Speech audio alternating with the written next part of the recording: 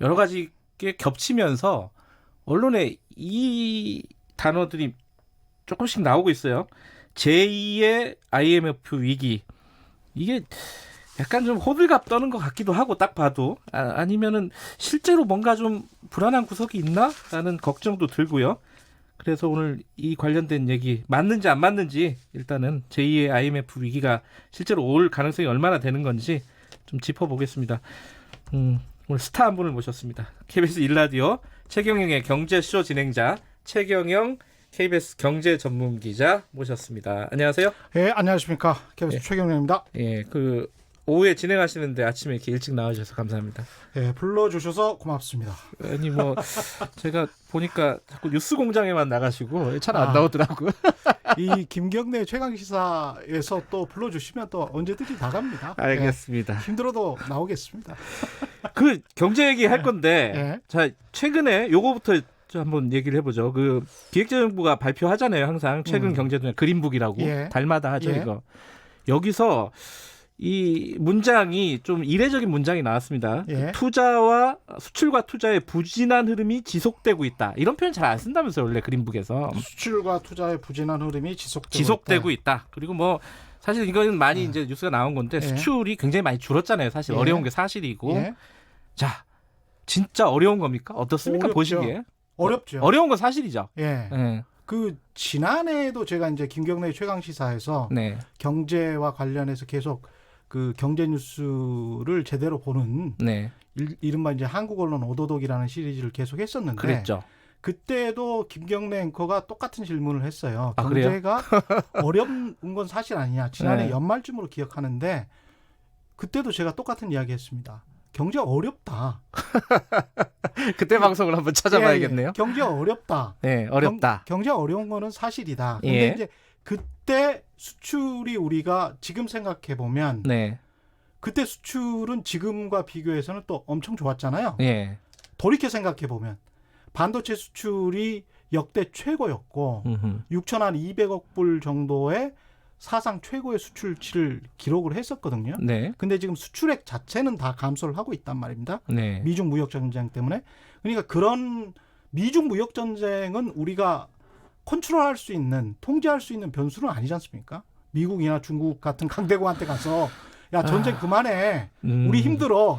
이렇게는 못 하잖아요. 북미 관계도 힘든데 그것까지 하기는 좀 굉장히 힘든 예. 문제이기 때문에. 근데 이제 우리가 그 사이에 끼어가지고 어떤 문제가 있냐면 미국과 중국이 수출 전쟁을 하면 미국도 수출이 줄어들고 상대국에 대해서 예. 중국도 미국보다 더 줄어들어요. 미국에 대한 수출이. 예. 근데 우리 같은 경우는 중간재를 중국에 수출을 해서 중국이 중간재를 조립해가지고 완성품을 미국에다가 수출을 하는 그런 네. 상황이거든요. 그러니까 중국이 미국에 대한 수출이 매월 10%, 20%씩까지 줄어든다는 것은 우리의 중간재 수출이 당연히 감소할 수밖에 없는 그런 상황인 것이죠. 그러니까 이거는 미중 무역 전쟁이라는 특수한 상황. 그 다음에 두 번째는 반도체 단가의 하락. 네. 지난해 연말부터 나타나기 시작한 반도체 단가의 하락이 여전히 완연하고 그게 일종의 이제 반도체는 사이클이잖아요. 네. 그래서 서버랄지 이 관련된 어떤 투자를 한꺼번에 몰아서 하고 네. 그 이후에는 잠잠하다가 다시 또 다른 어떤 호황 사이클이 온단 말입니다. 네. 근데 여기에서 아주 이제 딜레마처럼 빠져버린 게 중국 몽이라고 해서 2015년에 중국이 2025 메이드 인 차이나 2025 해서 IT나 뭐 반도체 이런 것들도 중국이 독자적으로 만들어서 중국이 쭉 가겠다. 5G나 이런 거를 잘 해보겠다라고 네. 하니까 미국 워싱턴 정가에서 깜짝 놀래서 더 이상 중국이 크면 안 되겠구나. 중국이 미국의 지금 GDP 한 66%까지 따라왔는데 3분의 2까지 따라왔는데 그게 전후 최초인 거예요. 어떤 나라도 이렇게까지는 못했던 겁니다. 네. 그러니까 일본은 한 50%까지 따라갔었는데 그러다가 플라자 합의로 85년 플라자 합의로 꼬꾸라졌었고 중국 같은 경우는 이렇게 따라가는데 거기다가 IT까지 한다고 하니까 화해를 건들면서 무역 전쟁 또는 환율 전쟁으로 이제 번져간다 이런 보도들이 계속 나오고 있지 않습니까?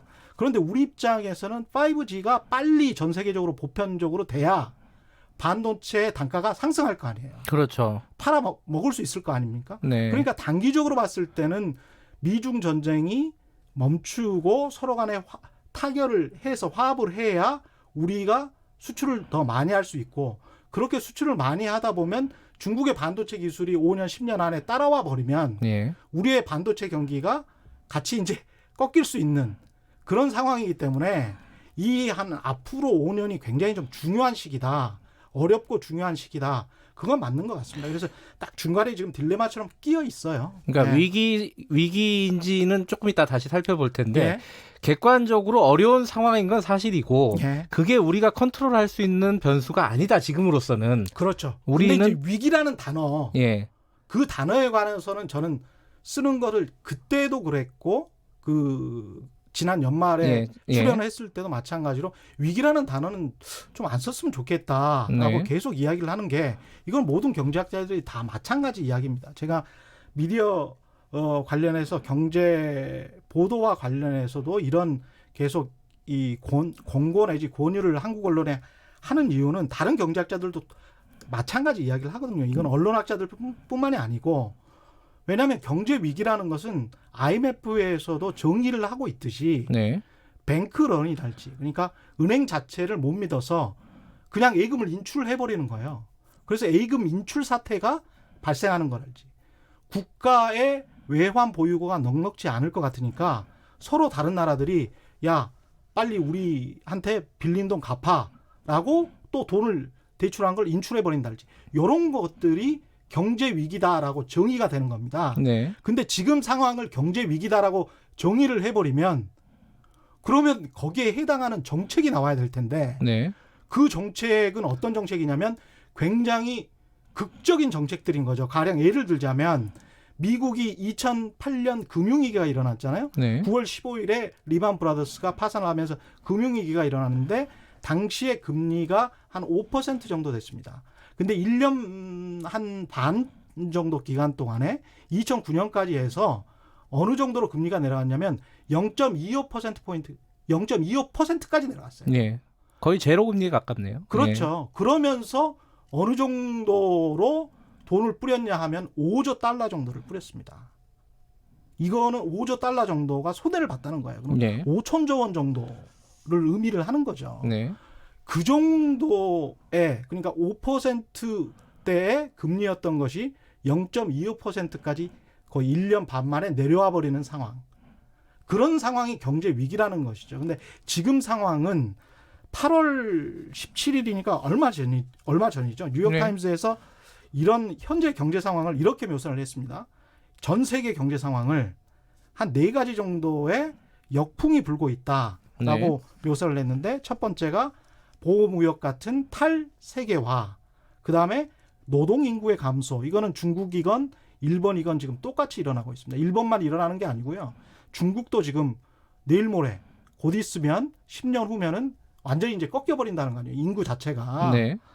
그리고 이제 생산성의 감소, 그 다음에 사상 최대 부채가 아슬아슬하게 이어지고 있는 이런 상황이다. 그래서 네 가지의 위험 요소가 있다고 분명히 이야기를 합니다. 전 세계 경제가 이렇다는 거죠. 예. 선진국 경제들이. 근데 결론이 뭐냐? 이코노믹 석세스라고 표현을 하는데, 경제적 성공, 경제 성장률에 관해서 환상을 버려야 된다. 그러니까 경제 성장률이 높고 그런 시대는 이미 지나갔다. 라는 게 일반적인 경제 석학들의 이야기예요. 그러니까 경제 위기라고 정의하기보다는 경제 국면이 달라지고 있다. 그렇죠. 그러니까 장기 저성장. 네. 그때도 제가 똑같이 말씀드렸는데 네. 장기 저성장의 국면이 계속 이어질 가능성이 높다. 그리고 그런 상황에서 행복하게 사는 수밖에 없다. 알겠습니다. 조금 좀 끔찍한 이야기일 수도 있지만. 자, 근데 예. 그럼에도 불구하고 예. 이 우리나라 언론에서 예. 경제, 이제 제목을 한번 읽어드릴게요. 예. 경제 위기 10년 주기설 공포의 본질, 뭐 이런 제목의 칼럼들이 나오고요. 예. 그리고 제2의 IMF 사태 오나, 예. 이런 제목들 많이 보셨을 거예요, 청취자분들도. 예. 이거 왜 그러는 겁니까, 그러면은? 이 제2의 IMF 사태랄지 경제 위기랄지 R의 네. 공포라고 하잖아요. 또 네. R 이러면 리세션, 경기 침체인데 이것도 경제학에서는 2분기 연속 마이너스 성장을 할 때가 2분기 연속으로 네. 이게 이제 경기 침체 R이거든요. 네. 근데 이 R의 공포를 실제로 미국 방송들도 지난번에 다우지수가 우리가 광복절 때 휴장을 할 때 예. 800포인트 정도 하락을 했거든요. 예, 예. 그러니까 그 다음날 아침에 우리로 치면 8월 15일 아침이죠. 미국 방송들도 아래 공포에 관해서 이야기를 해요. 어허. 기자들이. 예. 그런데 실제 짐 크레이머랄지 수지 오만이랄지 이런 경제 전문가들이 나와가지고 보도에 관해서 어떻게 생각하냐고 물어보니까 웃습니다. 아, 그래요? 예, 그러니까 이제 실체는 똑같은 이야기인 거죠. 실체는 미국 펀더멘탈은 굉장히 좋고 네. 왜 좋다라고 말할 수밖에 없냐면 실업률이 역대 최저치예요. 3.7%. 미국이요? 예, 미국이요. 근데 한국이 한 3.9%잖아요. 네. 우리가 워낙 실업률이 낮아 왔었기 때문에 4% 이상으로만 가면 뭐 굉장히 좀 큰일 날 것처럼 생각을 하는데 전반적으로 우리 실업률이 그렇게 나쁜 상황은 아니고요. 네. 성장률 자체도 그렇고 국고채 금리도 그렇고 국채 수익률도 그렇고 미국이 지금 금리가 한 2.0에서 2.25 정도 되거든요. 근데 우리 국채 수익률이 한 1.3 정도 이렇게 나옵니다. 그러면 선진국 시장에서 우리가 OECD, IMF에서 이머징 마켓으로 분류되는 게 아니고 지금 어드밴스드 네이션으로 해서 선진국 시장으로 분류가 되거든요. 그 시장의 카테고리 내에서는 금리가 꽤 높은 거예요. 그러니까 외국인들이 와서 국채를 사는 겁니다. 아직도요. 예, 네. 그러니까 국채가 순유출이 된다거나 그래서 해외 투자, 해외 자본들이 그냥 다 빠져나가 버린다거나 이런 어떤 징후가 나타나야 되는데 그런 징후가 별다르게 보이는 게 없죠.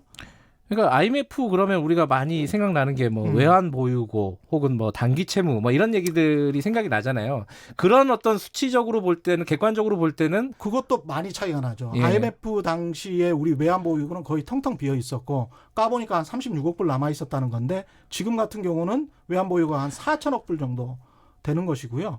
그중에서 단기 외채 비율이 한 31%니까 단기 외채라는 건 1년 미만의 외채거든요. 그러니까 1년 미만의 외채가 아까 뱅크런처럼 예. 이렇게 야 빨리 줘. 그러면 31%를 그냥 줘도 돈이 남는다는 거 아니에요. 70%나. 근데 그다음에 이제 CDS 프리미엄이라고 있어요. 예. 국가 신용도에 따라서 네. 이게 부도가 날까? 혹시 크레딧과 관련된 디폴트 스왑이라는 거죠. 그 프리미엄 같은 경우도 우리가 한 34 bps 정도 되거든요. 그러면 34 bps가 어느 정도 수준이냐? 영국 정도의 수준이에요. 영국이 부도날 거라고 생각하는 브렉시트가 있는데도 불구하고 사람들은 많지 않거든요. 그러니까 예. 정리하면 이제 미국도 뭐 아까 말씀하신 대로 언론들은 좀 호들갑을 떠는 편이고 예. 학자들은 좀 비웃는 편이고 그렇죠. 이렇다고 하는데 근데 우리 언론들이 이 호들갑을 떠는 거에 제가 생각할 때 근본적인 이유 중에 하나는 정치적인 이유가 있지 않나라는 생각이 좀 들어요. 그런 것도 있죠. 예. 그런데 이제 역으로 생각해 보면 이런 것도 있습니다. 정광우 금융위원장이 실제로 미국에서 금융위기가 일어났을 때 네. 우리의 펀더멘탈은 우수하다. 튼튼하다라고 해서 우리에게 금융위기가 그때 일어났냐 그러면 한 분기 정도 마이너스 성장을 하고 우리는 금융위기를 극복을 했어요. 2008년에. 네. 지금 똑같은 이야기를 김상조 청와대 정책실장이 우리의 경제 펀더멘탈은 튼튼하다. 뭐 매우 다르다. 이런 이야기를 하지 않습니까? 예. 근데 정광우 금융위원장 당시 이명박 정부 시절에 미네르바 기억하시겠지만 상당수 언론이 믿지를 않았었거든요. 네. 예, 똑같은 상황인 것 같습니다. 예. 알겠습니다. 이 시간이 짧네요. 예. 못다한 얘기는 오후에 최경영의 경제쇼를 계속해서 들어주시기 오후 바라겠습니다. 4시 10분부터 방송합니다. 많이 들어주십시오. 오늘 말씀 감사합니다. 고맙습니다. 최경영 KBS 기자였습니다.